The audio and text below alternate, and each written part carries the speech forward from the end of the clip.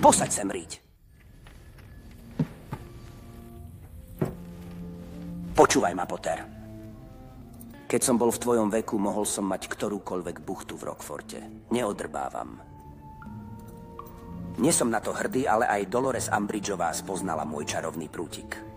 Myslíš, že im prekážalo, že vyzerám ako kyklop? Alebo že mám pretekárske brucho? Všetky pískali jak čajník. Stavím sa, že aj ty máš svoje tajné baliace fintičky.